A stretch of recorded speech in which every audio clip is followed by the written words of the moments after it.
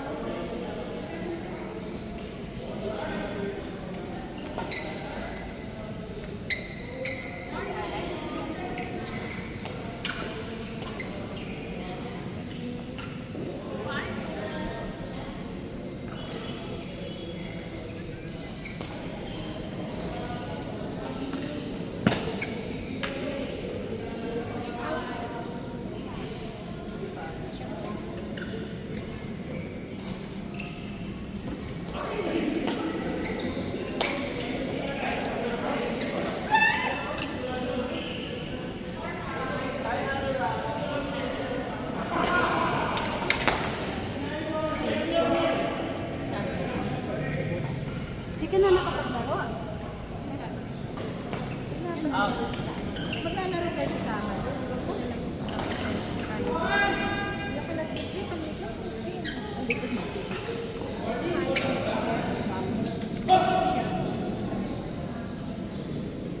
Umuwi ka ba, Bicol? 3 weeks ago. Akala ko yun. Nagpadala. Nagpadala ako ng ano. Buwaan kami dun. Na? Bailan pa kami. Ano? Padala mo? Ano? Wala. Hindi ko lang nakuha. Hindi na umabuot ng kumbenti. Mga ano ko nga eh. Pati ko. Bakit ulan kasi? Hindi, wala din talagang hani pala nung ano. Kasi yung mga bulaklak. Nagtatapo. Na ano.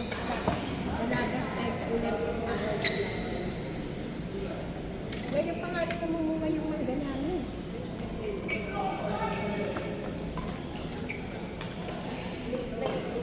Tapos may dalawang Pag naulanan kasi, nararaga. nasa bulaklak na Natatapos lang po. Tapos lang namin. Ayun doon, si ano po, si Emmy. Nandun po sa dulo, si Ate Big.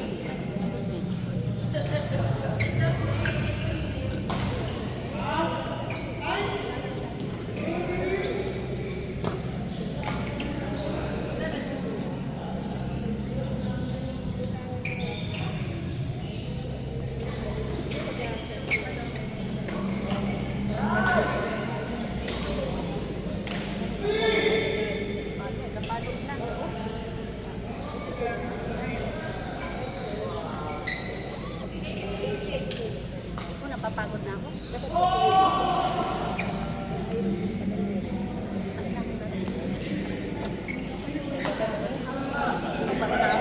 okay lang kung sa hangin na ano, kapyaw. Yung hangin na ano. Dalawa. Dalawa. Naglaro tayo dito. Tapos sumanak kasi. Ako hindi pa sumanak. Saging, may saging pa ba? Meron ako dito na. Ah, meron pa. Ako kinain ko. Ayun o.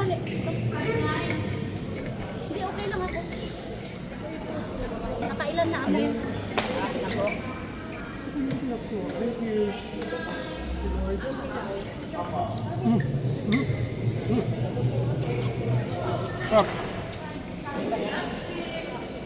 Pinakro.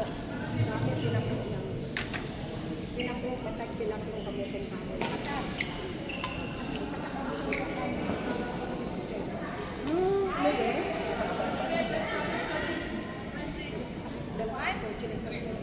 Ilang taon ka na lang? Ma-47. Ayun, June.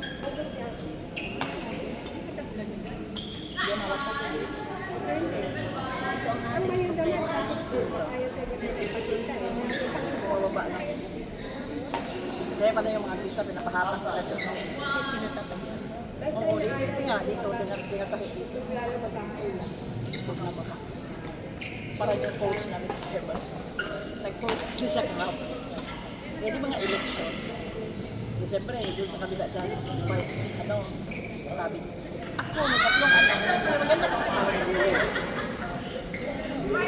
May tatlong anak. May isang apo, kasi may isang apo na siya eh. Yung anak ko na meron yung pangalan. May isang anak. Ay, may tatlong anak, isang apo. Meron na rin kilala. Isa lang yung anak. Matanda pang katawan sa akin. May nag-comment, parang wala namang minensyon. Sabi niya, at least ko, hindi ano tukada. Sabi niya, Hindi ka lang ni Karen paano ka, oy? Gano'n mo umaway siya. Wala nakapakalan mo. Nagsige ka ba? Ba't ka naanganan? Hindi ka na ba? Bakit? Ano na naman ganito, ganyan. Akala ko ba mas mataas yung comprehension mo sa akin? Bakit ngayon parang mas bubo ka pa sa akin? Sabi ng coach namin sa Hibanay. Mataas comprehension mo eh. Kasi di ba nasa office ka nag-work? Hindi ako sarili ko yung negosyo. Ikaw, office ka ng Ay, secure. dalawa ni Marie. Sabi mo nga sa akin, nababa comprehension ko eh. Bakit pumatol ka sa post ko? Wala naman nakapangalan. Eh, mas bubo ka sa akin. Tapos turuan mo pa, sabihin mo pa ako na, sabi niya doon sa comment, maturo ka sa anak ko. Oh, ba't ako paturo sa anak ko? Sabi niya yung consultant, paturo ko sa anak ko. Eh, mas mataas na comprehension mo pa, kapag comprehension ko ba? Tapos pinag-aralan, di ba? High school nga lang ako eh, sabi niya yung consultant. High school nga lang ako, pero Bakit kasi nag-post-post naman siya ng isang kasi galing sa Singapore. Galing kasi sila sa Singapore, dala niya yung apo niya. Kasi nga, yung asawa niya, doon dumaong. Tapos kasi nga, di ba nga, mainit ang politika sa amin talaga. Nung kahit nga yung mga kapatid ko, sabi ko talaga, nung umuwi kami, Pag-ulib, ano ba tawag ba si ano? Governor, ano? Gwen? Talo! Zero siya sa amin eh. Zero siya sa karkar, sa amin mismo. Yun niya pinahiya eh, yung pasigar mo sa suko. Yung binunutan niya ng microphone niya, nandun si Inday Sara na bisita, yung pasigar mo sa suko, na doon nila hinil sa lugar namin. Eh, ang kinukuha niya talaga ng Southwest, si Alberta. Although si Alberta talaga, yun talaga yung hindi naman talaga masasabi na hindi nag-defect ang mga sound system, di ba? Meron talagang casualty na, meron talagang minsan luluko yung mic, talaga. Binunutan niya yung mic, eh, time na yun. Sa lugar siya namin na Ayun pala yun yung sabi mo. oh, doon siya. Sabi, Alberta! Milyon-milyon ang binabayad sa'yo. Tapos nang time na yun, binunot niya yung ano ng laptop at saka ng mic. Hindi niya binayaran si Alberta. Eh si Alberta ngayon sa amin, number 1. Eh yung tao na yun, napakabait. Utang niya kay Alberta, 3 million, hindi niya binayaran. Hindi ano, Pinahiya niya pa. Pinahiya niya. si Alberto ba ang Ang may-ari ng sound system Kalaban talaga. Hindi. Ang kalaban niya si Tambari 4. Buong Cebu. Kasi nga iniwan niya si Duterte. Kaya tingnan mo. Iniwan din siya tao. Sabi niya, anong sabi niyo? Meron siya ang nasa huge na nga, diba? Gumanon pa siya. Ipinutaktik siya ng Cebu City. Kaya si Gwen maraming nagawa. Lahat ng pasada sa amin napaganda. Lahat ng natalo at pangit. Pero malayo na. Malayo na yung Duterte. Udo nga yung malasakit ba yan hindi ka pumasok.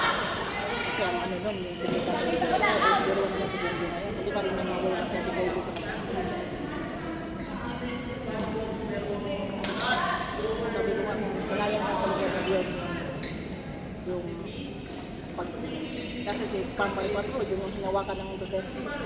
Pero mas si Atay Digong, panalo pa rin ng Sino? Sino ba ang vice mayor? si Baste. Anak niya. Diba? Yung gaano ka ano. Hindi man lahat pumasok ang pilito laban. Pero magtaka ka talaga yun. Yung para bang isipin mo na. Si Mama Aquino, malakas. Kasi si Mama Aquino, malakas sa amin. Kasi nga, yung yung CCC sa amin kasi, yung Carcar City College, si Mama Aquino, nung pumunta siya sa amin, siya yung nag-ano talaga ng precision. So, doon sa mga magulang na wala talagang papaaral, tulad ng dalawang pamangkin. Dalawang pamangkin doon talaga graduate yun. Kaya parang thankful din sila kasi mga pamangkin ko. Lahat yung mga teenager hindi mo talaga siya maano kasi kung tutusin. Hindi naman kanya yan eh. Pero siya yung Oo, siya yung sulok. Talagang nakaano lang. Si Bungo naging number 1 talaga kasi yung 6 years na talagang yung 6 years na kasi ang dami niya nagawa eh. Bungo. Yung ano, yung tawag ito, yung si Bungo, yung 6 years niya na ano, di ba? Ang dami niya ano, ang dami niya nagawa. Ang dami niya nasulong, biro mo yung dati nung sa ano malasakit. Yung sa Iloilo, mag-deposit ng ano yun, 3 million sa Indian Hospital. Ay, naku, Beshi. sabi ko nga si Gwen Garonia nung panahon ng Ang lakas yan. Tsaka talagang tinitingala yan siya sa amin. Yun o! Yun o! Tinitingala siya. Yun yung Pag mga nag-trigger siya, taking of tapos pumasok siya sa page ng Karka, dun sa amin. Ante, sabihin niya, Ante, pass muna kami sa'yo. Oh. Zero talaga siya. Zero vote talaga siya sa amin. Sabi, tapos yung nag-ano siya ng Planilla, nag-ano siya doon, nag-kampanya siya doon. Siyempre, may stage. Pag akba na ng microphone hawak na sumigaw yung mga tao, Duterte! Duterte! Upo siya. Hindi siya nakasalita. Ano? Duterte! Lahat Duterte. Baba siya. Upo siya. Sabi niya, wala akong sabi niya, winilcome niyo pa ako dito. Diba, winilcome niyo pa ako dito. Tapos ganun na pala gagawin niyo sa akin. Duterte. Talagang inano siya. Iningan mo kasi sa tabi ko. Kaya, hindi mo kawawa. Lahat ng project niya doon si Cebu, lahat ng project niya doon, silang nag-ano, bakit kumanda ang Cebu, bakit kumanda ang Cebu. Si Tatay Digong, bakit merong yung parang, yung si Silex, meron si Silex. Oo, andun siya, sinusuportahan siya ni Tatay Digong para lang. Pero ginano ni, siniraan yun.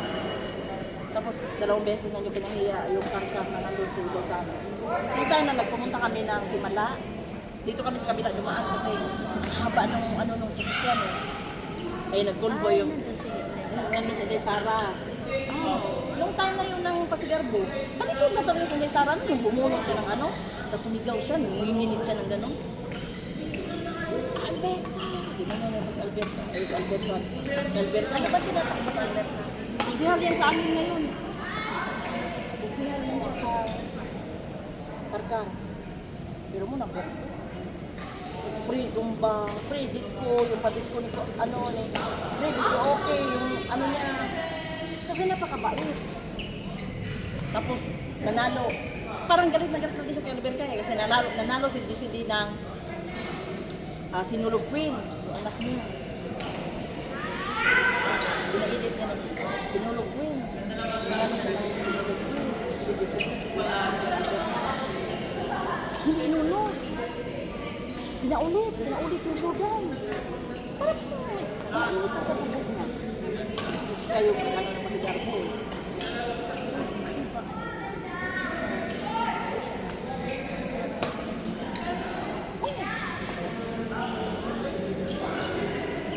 Marami na siya ginawa sa sila. Tulad.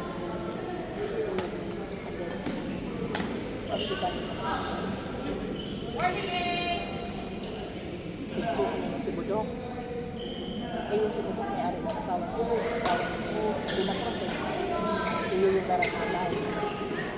Sila na po yung paribig hospital. South Sea. Kay Yuyo Barakalay ko. Pinsuhan niya. Kasi bakit daw yung kapatid niya wala akong sakit.